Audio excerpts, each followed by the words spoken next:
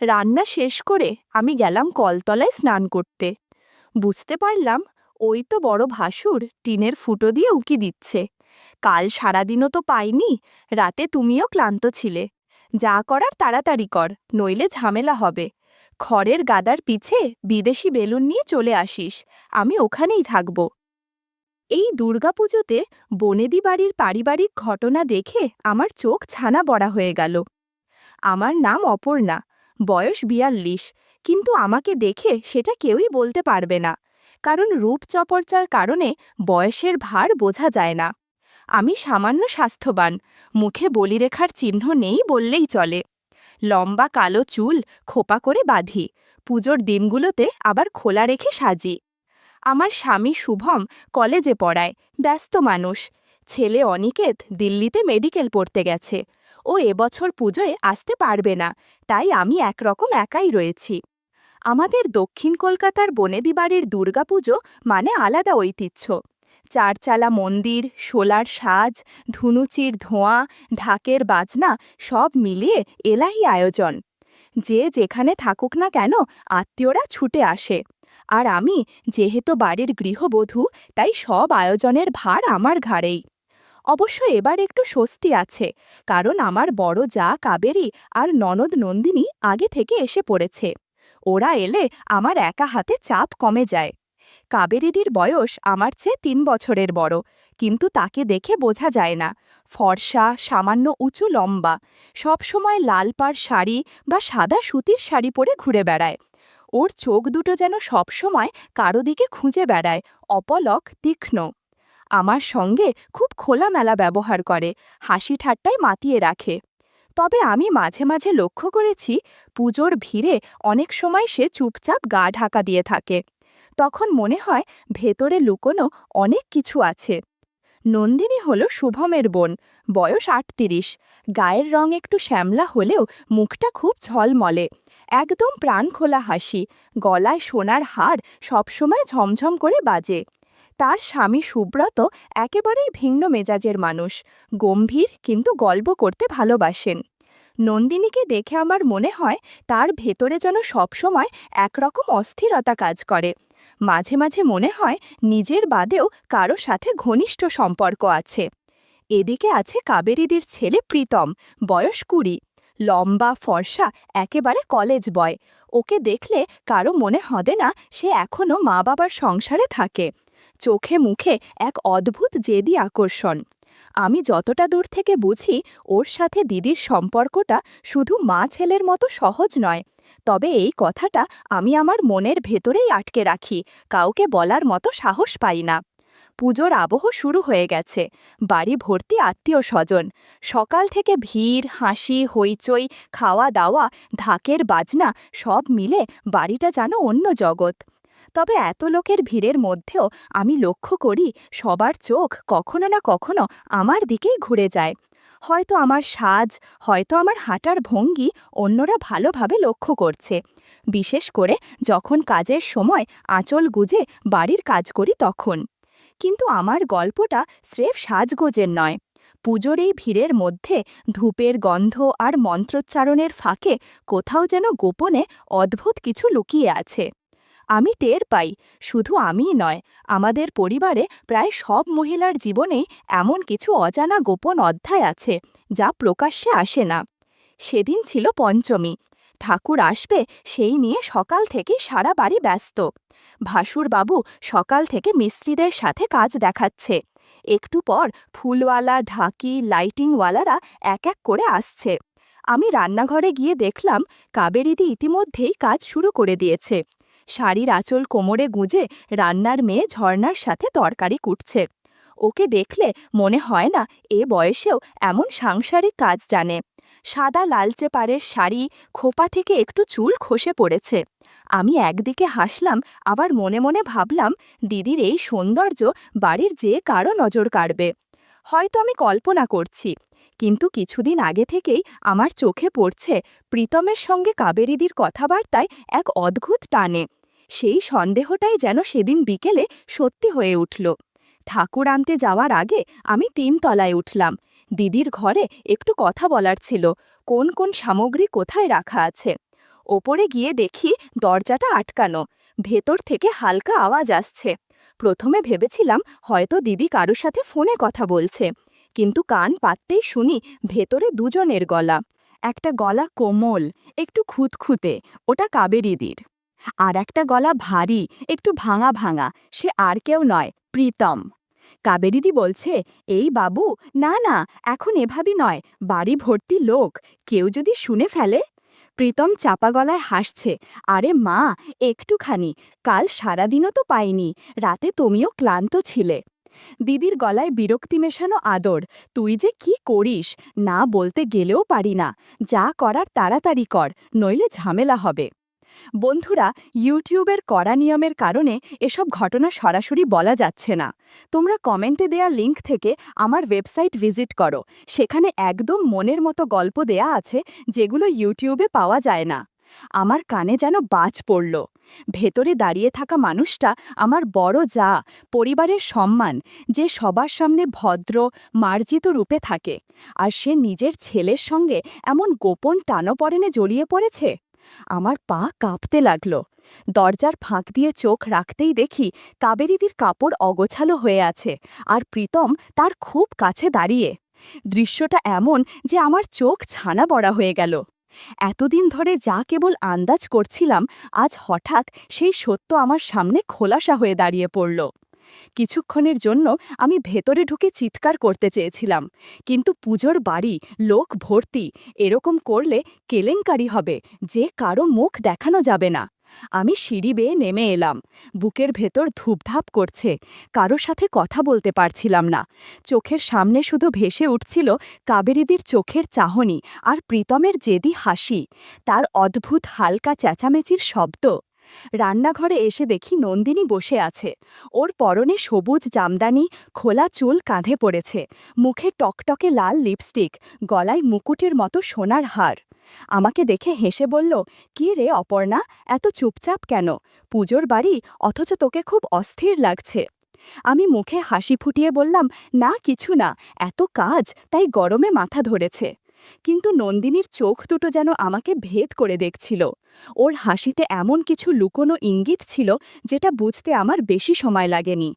মনে হলো শুধু কাবেরীদি নয়, নন্দিনীরও ভেতরে অন্য কোনো কাহিনী চাপা পড়ে আছে। পঞ্চমীর রাতটায় যেন আমি একেবারেই শান্তি পেলাম না। প্যান্ডেলে ঠাকুর বসেছে, আলো জ্বলে উঠেছে, ঢাকের বাজনা কানে ঢুকছে, অথচ আমার বুকের ভেতর ধপাধপ করছে। মাথায় বারবার বাজছে কাবেরীদি আর প্রীতমের গলা। এমনটা কিভাবে সম্ভব? দিনের বেলায় সবার সামনে পরিপূর্ণ ভদ্র মহিলা, গৃহস্থ বাড়ির কর্ত্রী, অথচ দরজা বন্ধ করলেই একেবারে অন্য মানুষ। সকালে ঘুম ভাঙতেই দেখি বারান্দায় দাঁড়িয়ে কাবেরীদি কফি খাচ্ছে।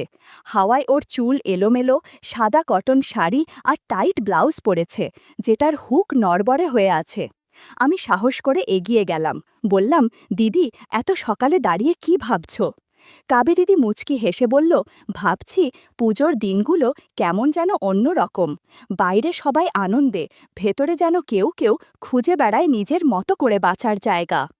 ওর চোখ দুটোতে তখন এক অদ্ভুত ঝিলিক, মনে হচ্ছিল যেন আমাকে ইশারা করে বলছে, তুই তো কাল শুনেছিস।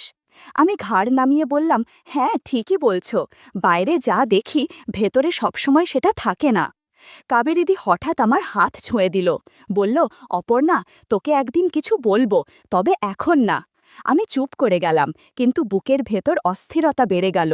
ওদিকে নন্দিনী তখন উঠোনে বসে পাঁপড় ভাজছে। ওর হাসি আর খুনসুটি দেখে কারও বোঝার উপায় নেই যে ভেতরে কি চলছে। আমি লক্ষ্য করলাম সুব্রতর সাথে কথায় কথায় ও বারবার চোখ নামিয়ে ফেলছে, যেন কোনো না বলা কথা আছে। দুপুরে ভাসুরবাবুর সাথে আমার দেখা হলো। আমার মনে হচ্ছিল তিনি সব জানেন। কাবেরীদি আর প্রীতমের গোপন সম্পর্কটা হয়তো তার চোখ এড়িয়ে যায়নি, অথচ চুপ করে আছেন, বনেদি বাড়ির সম্মান রক্ষা করছেন। সন্ধেবেলায় আমি আবার ৩ তলায় উঠলাম। ইচ্ছে করছিল কাবেরীদির সাথে একেবারে খোলাখুলি কথা বলতে। দরজায় দাঁড়াতেই দেখি দিদি আয়নার সামনে বসে সেজে উঠছে। পরনে রক্তলাল শাড়ি, গলায় সোনার মালা, ঠোঁটে টকটকে লিপস্টিক। ওকে দেখে আমার চোখ আটকে গেল। আমি ধীরে বললাম, দিদি, তোমাকে একটা কথা জিজ্ঞেস করব? কাবেরীদি আয়না থেকে চোখ না সরিয়েই হেসে বলল, জিজ্ঞেস কর। আমি কাপা গলায় বললাম, তুমু আর প্রীতম, মানে তোমাদের মধ্যে যা চলছে সেটা কি ঠিক? ও হঠাৎ থেমে গেল, তারপর আমার দিকে ঘুরে তাকালো। চোখ দুটোতে একেবারে শীতল অথচ টান টান দৃষ্টি। বলল, অপর্ণা, সব কিছুই কি ঠিক ভুল দিয়ে মাপা যায়?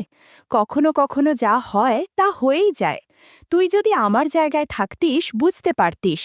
আমার বুক কেঁপে উঠল। আমি একটুও প্রত্যাশা করিনি যে দিদি এত সহজে স্বীকার করবে। ঠিক তখনই নিচ থেকে নন্দিনীর ডাক এলো, অপর্ণা, কোথায় গেলি? আর কতক্ষণ লাগবে?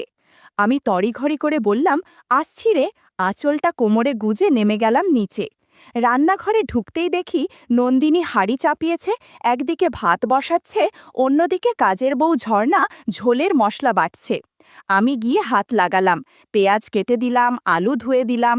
ভ্যাপসা গরমে ঘাম ঝরছিল, চুলগুলো গালের পাশে এসে পড়েছিল। মন দিয়ে কাজ করতে করতে হঠাৎ খেয়াল করলাম রান্নাঘরের জানালা দিয়ে বাইরে প্যান্ডেলের আলো এসে পড়ছে, আর ওখান থেকে বড় ভাসুর অরিন্দমের চোখ সরছে না আমার দিক থেকে। মাঝে মাঝে মনে হচ্ছিল যেন শুধু আমার সৌন্দর্য আর চালচলন তাকে বিমোহিত করেছে। আমি ঝুঁকে হাড়ি ভাত দেখছিলাম, তখনও আমার দিকে তাকিয়ে আছে। তার চোখে অনেক না বলা কথা ভেসে উঠছিল। আমার কেমন যেন অস্বস্তি হচ্ছিল, আবার ভালোও লাগছিল। এসব কিছু নন্দিনী টেরই পেল না। রান্না শেষ করে আমি গেলাম কলতলায় স্নান করতে। কলতলা বাড়ির পূর্ব দিকটায়, চারপাশে টিনের বেড়া দিয়ে আটকানো। ভেতরে ঢুকে কলের মুখটা চালু করলাম। বালতি ভরতে ভরতে চুল কেটে নিলাম। পুজোর মৌসুম বলে কথা, একটু পরিপাটি না হলে হয় নাকি? বন্ধুরা, তোমরা বুঝেছ তো কি বুঝিয়েছি? যাই হোক, বালতি ভরার পর কলের মুখ বন্ধ করতে যাব, হঠাৎ মনে হলো কারো দৃষ্টি যেন আমার মাঝে আটকে আছে। চমকে চারদিক দেখলাম। কিছুক্ষণের মধ্যেই খেয়াল করলাম টিনের বেড়ার এক ফোকরে কারো চোখ ঝিকমিক করছে। আমার বুক ধরফর করতে লাগলো। বুঝতে পারলাম ওই তো বড় ভাসুর অরিন্দমদা দাঁড়িয়ে আছে বাইরে। তার মানে এতক্ষণ আমাকে দেখছিল। এক অদ্ভুত অনুভূতি ছড়িয়ে পড়ল মন জুড়ে। ভয় আর কেমন যেন এক অচেনা রোমাঞ্চ মিশে গেল একসাথে। আমি মুখে কিছু বললাম না, শুধু কলের তলায় দাঁড়িয়ে স্নান করতে লাগলাম, যেন না দেখার ভান করছিলাম। স্নান সেরে বের হওয়ার একটু আগেই বড় ভাসুর সরে গেল। আমি শাড়ি, ব্লাউজ, পেটিকোট ভালো করে ধুয়ে রোদে শুক্তো দিতে চলে গেলাম বাড়ির পেছনের মাঠে। মাঠের একপাশে গোয়ালঘর, আর ঘরের ঠিক পাশেই খড়ের গাদা। খড়ের হালকা শব্দ শুনে মনে হলো এখানে কেউ আছে। অজানা কৌতূহল নিয়ে এগিয়ে গিয়ে দেখি আশেপাশে বিদেশি বেলুনের প্যাকেট পড়ে আছে। মনের মধ্যে খটকা লাগলো, কি ব্যাপার, এসব এখানে কে ফেলে রেখেছে? আর একটু সামনে এগোতেই চোখে পড়ল ননদ নন্দিনী আর আমার ছেলে অনিকেতের দিকে। নন্দিনী অগোছালো হয়ে খড়ের গাদায় শুয়ে আছে, আর অনিকেত গামছা পরে পাশের বসে আছে। মনে হয় দুজন গল্প করছিল। ওদের হেসে খেলে কথোপকথন, ছোট ছোট ছন্দ, এমনভাবে চোখে চোখ মিলানো দেখে মনে হলো অনেক আগে থেকেই তাদের মধ্যে এরকম সম্পর্ক রয়েছে। নন্দিনী বলছে, কি করব বল, তোর মামা সুব্রত কিছুই পারে না, ওকে দিয়ে কিছুই হয় না, আর কত নিজেকে সান্ত্বনা দেয়া যায়। অনিকেত বলছে, তুমি কোনো চিন্তা করো না, আমি তো আছি তোমার সেবা করার জন্য। নন্দিনী বলল, আজ অনেক গল্প হয়েছে, রাতে তোর মামা একটা কাজে বাইরে যাবে, আমি ঘরের দরজা সামান্য খুলে রাখব তোর জন্য। তুই বিদেশি বেলুন নিয়ে চলে আসিস, আমি অপেক্ষায় থাকব। আমি ওদের কথা শুনে হালকা লাজ, বিস্ময় আর এক অদ্ভুত উত্তেজনা অনুভব করলাম। বুকের ভেতর কেমন শিহরণ ছড়িয়ে পড়ছিল। কিছুক্ষণের মধ্যে নিজের ঘরে ফিরে এলাম। এই বনেদি বাড়িতে পুজোয় সবাই কাউকে না কাউকে নিয়ে ঠিক ব্যস্ত সময় পার করছে, আর আমার স্বামী এই পুজোতে ছুটিই পেল না। ঘূর্ণিঝড়ের মতো কেটে গেল ষষ্ঠীর দিনটা। সেদিন রাতে খাওয়া দাওয়া শেষ হয়ে গেলে অতিথিরা ধীরে ধীরে নিজেদের ঘরে চলে গেল। বাড়ির ভেতরটা তখন নিস্তব্ধ, শুধু দূরে কোথাও মৃদু ঢাক বাজছিল, বাতাসে ধুনোর গন্ধ লেগেছিল। আমি নিজের ঘরে ঢুকে দরজা বেঝালাম। টেবিল ল্যাম্পের হলদে আলোয় ঘরটা নরম আবেশে ভরে উঠল। সারাদিনের ব্যস্ততার পর পরনে হালকা ফুলের প্রিন্টের ম্যাক্সি, চুল খোলা, খালি পায়ে আমি খাটের ধারে বসেছিলাম। ঠিক তখনই হালকা কটকট শব্দে দরজা খানিকটা সরল। আমি চমকে তাকালাম, দেখলাম অরিন্দম দাঁড়িয়ে। দিনের আলোয় যেরকম ভাসুরের গাম্ভীর্য, সেই মানুষটার চোখে তখন অন্য এক দৃষ্টি। আমার বুক কেঁপে উঠল। আমি নিচু স্বরে বললাম, আরে অরিন্দম দা, আপনি এখন কিছু লাগবে নাকি, না মানে কিছু বলবে নাকি? অরিন্দম এগিয়ে এসে দরজা আটকিয়ে দিল। মৃদু স্বরে ফিসফিস করে বলল, আমি জানি তোমার বর এই পুজোতে আসতে পারবে না, আর স্বামী ছাড়া পুজোর আসল আনন্দ উপভোগ করা যায় না।